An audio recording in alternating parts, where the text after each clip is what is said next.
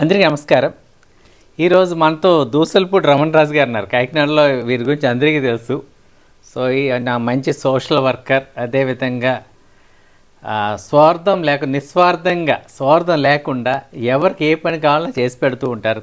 అదేవిధంగా పట్టణ సమస్యలు ఏమున్నా సరే ముందు నేనున్నానని చెప్పి ఆ వాయిస్ని రేస్ చేసి పబ్లిక్ కోసం ఫైట్ చేసే మంచి పర్సన్, నాకు మంచి మిత్రుడు. వెల్కమ్ అండి. Thank you sir. సో ఈరోజు వీరితో అప్పుడప్పుడు ఇష్టాగోష్ఠి ఉంటూ ఉంటుంది. ఈరోజు నేనేంటంటే కాకినాడకి ఒక ఎయిర్పోర్ట్, కాకినాడ జిల్లాకు ఒక ఎయిర్పోర్ట్ అనే ప్రతిపాదన ఉందండి. యాక్చువల్గా ఏంటంటే మనకి ఇప్పుడు ఎయిర్పోర్ట్ ఏంటంటే రాజమండ్రిలో ఒక ఎయిర్పోర్ట్ ఉంది, ఇప్పుడు కాకినాడ కోసం ఒక ఎయిర్పోర్ట్ అనేది ఇప్పుడు ప్రతిపాదన. ఎందుకంటే అవసరమే, ఎందుకంటే కాకినాడ ఎంతగా గ్రో అయింది కాబట్టి అవసరమే. సో రమణ రాజు గారు, మీ ఒపీనియన్ ఏంటి దీని మీద? కాకినాడ జిల్లాగా ఏర్పడటానికి ముందు ఉమ్మడి తూర్పుగోదావరి జిల్లాగా ఉన్నప్పుడే అప్పటి దేశ ప్రధాని అటల్ బిహారీ వాజ్పేయి గారు ఉన్నటువంటి సందర్భంలోనే ఈ కాకినాడకి సంబంధించినటువంటి మాస్టర్ ప్లాన్లో కాకినాడ సమీపంగా ఉన్నటువంటి పెనుగుదురు, గురజనాపల్లి, చొల్లంగి సంబంధించినటువంటి ప్రాంతాల్లో 1200 ఎకరాల సాల్ట్ భూములు ఉన్నాయండి. ఓకే. ఆ సాల్ట్ భూముల్లో ఎయిర్పోర్ట్ అని చెప్పి ఆ రోజునే ఈ యొక్క మాస్టర్ ప్లాన్లో దాన్ని నిర్దేశించడం జరిగింది. అది కంటిన్యూటీ అవుతానే ఉంది. అయితే ప్రస్తుత పరిస్థితుల్లో ఈ కాకినాడ జిల్లా వేరుపడిన తర్వాత ప్రస్తుత రాష్ట్ర ముఖ్యమంత్రి నారా చంద్రబాబు నాయుడు గారు కాకినాడకి, కోనసీమ జిల్లాలకు రెండింటికి నడుమ ఉంటే బాగుంటుంది అనేటువంటి ఒక అభిప్రాయాన్ని ఆయన వ్యక్తం చేశారు. ఆ అభిప్రాయం ఈ మాస్టర్ ప్లాన్లో నిర్దేశించినటువంటి రీత్యాగా వచ్చిందా, లేదంటే ఈ జిల్లాలో కూడా కనెక్టివిటీ ఉండాలనేటువంటి ఉద్దేశంతో చెప్పారో తెలియదు. కానీ ఇటీవల కాలంలో తొండంగి దగ్గర విమానాశ్రయానికి సంబంధించినటువంటి నిర్వహణ అయితే చేశారు. అయితే ఈ ఎయిర్పోర్ట్కి సంబంధించి 500 ఎకరాల భూమి అవసరమవుతూ ఉంది. కానీ అక్కడ సుమారుగా 1000 ఎకరాల వ్యవసాయ భూమి నాశనం అయిపోయేటువంటి పరిస్థితి ఉంది. కాబట్టి దానిని పూర్తిగా సెంట్రల్ గవర్నమెంట్ తిరస్కరించింది సార్. అంచేతంటే ఈ ఎయిర్పోర్టుకి పిఠాపురం దగ్గర మరో చోట పెట్టడానికి అవకాశం లేదు. ఎందుకంటే వ్యవసాయ భూములు ఇప్పటికే సెజ్ రూపేణ గల్లంతైపోయాయి. కాబట్టి రైతాంగం సహకరించే వాతావరణం లేదు. పైగా ఏపీ రాష్ట్ర ప్రభుత్వం ఇప్పటికే 9.75 లక్షల కోట్ల అప్పులతో ఉంది. కాబట్టి ఈ ఎయిర్పోర్టు కోసం భూసేకరణ చేయాలంటే దానికి సంబంధించినటువంటి నిధులు కూడా ప్రభుత్వానికి లోటుగా ఉన్నాయి. కాబట్టి ఈ సాల్ట్ భూముల్ని మరి కేంద్ర ప్రభుత్వం ద్వారా తీసుకునేటువంటి కార్యాచరణ చేస్తే ప్రభుత్వానికి భారం ఉండదు. అదేవిధంగా సముద్ర తీరానికి దగ్గరగా, అంటే బీచ్కి దగ్గర 300 ఎకరాల భూమి ఉండగా ఆ 300 ఎకరాల భూమికి యువతల వైపున ఈ సాల్ట్ భూములు ఉన్నాయి. ఈ సాల్ట్ భూములు చేర్చి 216 జాతీయ రహదారి మార్గం 2 లైన్లు, 4 లైన్లు, 6 లైన్లు వృద్ధి చెందేటువంటి సాగరమాల అభివృద్ధి కార్యక్రమాలు జరుగుతూ ఉన్నాయి.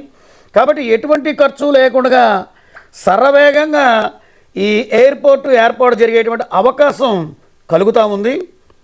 అయితే ఇక్కడ ఉన్నటువంటి సీక్రెట్ ఏంటంటే ఈ ప్రాజెక్టు గురించి చట్టసభల ప్రజాప్రతినిధులకి, అధికార యంత్రాంగానికి తెలియదంటే తెలుసు. ఓకే. కానీ ఒక హైవే లైన్ కానీ, ఒక రైల్వే లైన్ కానీ, ఒక ఎయిర్పోర్ట్ కానీ ఏవైనా వచ్చాయంటే ఆ ఏరియా భూములన్నీ కూడా మాఫియా వ్యాపారం చేసుకుని ట్రేడింగ్ చేసుకునేటువంటి వాతావరణంలో తెచ్చే కార్యకలాపాల కింద జరుగుతూ ఉన్నాయి. ఆ అవకాశం ఈ సాల్ట్ భూముల దగ్గర లేకపోయేటప్పటికీ ఇక్కడ ఎయిర్పోర్ట్ తీసుకొస్తే మాకేటి ప్రయోజనం అనేటువంటి వాతావరణంలో ఎవరికి వారు ఈ ఫైల్ని ముందుగా తీసుకెళ్లేటువంటి అడుగులు పడలేదు. దానివల్ల కాకినాడ జిల్లాకి నష్టం జరుగుతూ ఉంది. ఇప్పుడున్న పరిస్థితుల్లో కాకినాడ ఆవిర్భవించి 158 సంవత్సరాలు అవుతూ ఉంది. ఈ 158 సంవత్సరాల కాలంలోని స్వాతంత్ర్యం వచ్చి 77 సంవత్సరాలు అయితే ఈ 77 సంవత్సరాల నుంచి కాకినాడ పిఠాపురం మెయిన్ లైన్ అనేటువంటిది కేవలం 1999 అప్పటి ఎంపీ కృష్ణరాజు గారి ఆధ్వర్యంలో అది కేవలం బడ్జెట్కి పరిమితం అయింది తప్ప ఎటువంటి కార్యాచరణ రాలేదు. కాకినాడ జిల్లాకి, కాకినాడ నగరానికి చాలా తీరని నష్టం, ద్రోహం ఇన్ని సంవత్సరాల కాలంలోనూ కూడా జరిగింది.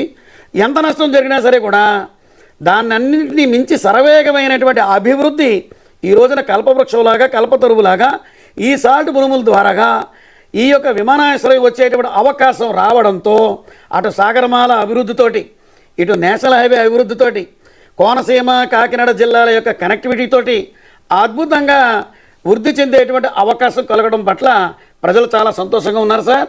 కాబట్టి దీని మీద మరి ఇప్పటికే సిటీ ఎమ్మెల్యే గారు కానీ రూరల్ ఎమ్మెల్యే గారు కానీ స్పందించినందుకు ధన్యవాదాలు వాళ్ళకి. మరి జిల్లా యంత్రాంగం కూడా రాష్ట్ర ప్రభుత్వం దృష్టికి తీసుకువెళ్ళాలి. పీయూష్ గోయల్ గారి శాఖ ఆధ్వర్యంలో సాల్ట్ భూములు ఉన్నాయి కాబట్టి, మరి అదేవిధంగా ఎర్రనాయుడు గారు అబ్బాయి రామ్మోహన్ నాయుడు గారు ఉన్నారు కాబట్టి విమానయాన శాఖ మంత్రిగా మరి త్వరితగతిన దీనికి అన్ని రకాల అనుమతులు తీసుకొచ్చి దీన్ని నిర్వహణ చేస్తే ఈ రాష్ట్రంలో 7 ఎయిర్పోర్ట్లు ఏర్పాటు చేయాలంటే చంద్రబాబు నాయుడు గారి యొక్క కళ ముందుగా కాకినాడ జిల్లాలో నెరవేరుతుంది. మరి కాకినాడ జిల్లాలో ఈ ఎయిర్పోర్ట్ రావడం వల్ల ప్రధానంగా జిల్లాకు సంబంధించినటువంటి ఎమ్మెల్యేగా, జిల్లా మంత్రిగా, డిప్యూటీ ముఖ్యమంత్రిగా పవన్ కళ్యాణ్ గారికి అద్భుతమైనటువంటి పొలిటికల్ మైలేజ్ కూడా వస్తుంది. ఇది వారు కూడా గ్రహించాలి.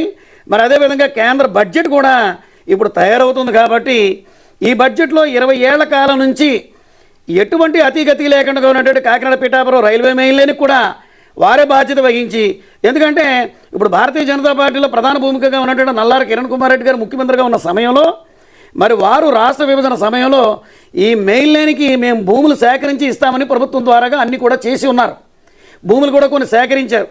ఆ పనులు కూడా ఇప్పుడు పూర్తి చేసినట్లయితే అటు ఎయిర్పోర్టు, ఇటు కాకినాడ రైల్వే మెయిన్ లైను, ఈ రెండూ కూడా పవన్ కళ్యాణ్ గారికి, చంద్రబాబు నాయుడు గారికి, కూటమి ప్రభుత్వానికి అద్భుతమైనటువంటి పొలిటికల్ మైలేజ్ వస్తుంది.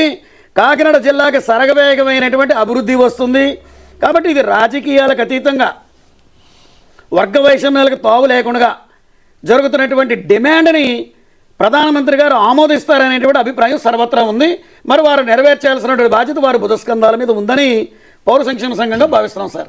ఇప్పుడు రమణరాజు గారు బాగుందండి. ఇప్పుడు ఈ ఎయిర్పోర్ట్ నా ఒక పాయింట్ ఆఫ్ వ్యూలో నేను చెప్పేది ఏంటంటే, ఇప్పుడు మీరు చెప్పిన ఏరియా ఏంటంటే ఇది పెనుగుదురు, గురజనాపల్లి, చొల్లంగి ఈ ఏరియా యాక్చువల్గా ఏంటంటే మన జనాథపురం సైడ్ యాక్చువల్గా చెప్పాలి.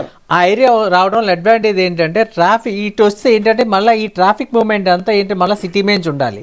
అటు ఉన్నట్లయితే ఆ ట్రాఫిక్ మూవ్మెంట్ తగ్గుతుంది. పైగా ఏంటంటే అటు కోనసీమ జిల్లాకి తర్వాత మిగతా యానం కూడా అడ్వాంటేజ్ కదండి. అటు ఇటు 60 కిలోమీటర్ల దూరం అండి. 60 కిలోమీటర్లు అటు వెళ్ళినా ఇటు వెళ్ళినా 60 కిలోమీటర్ల మధ్యలో ఉంది.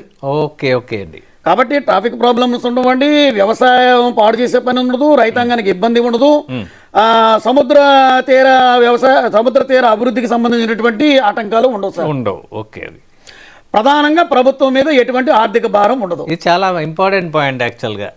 ఏంటంటే ఆ ల్యాండ్ దేనికి సాల్ట్ ల్యాండ్.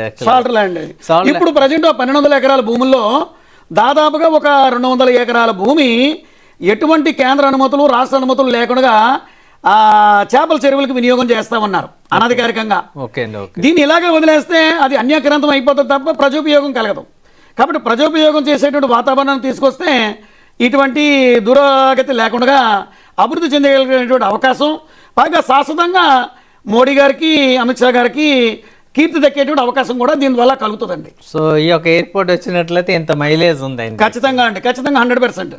సో థ్యాంక్స్ అండి రమణ్ రాజు గారు. Thank you sir. Thank you.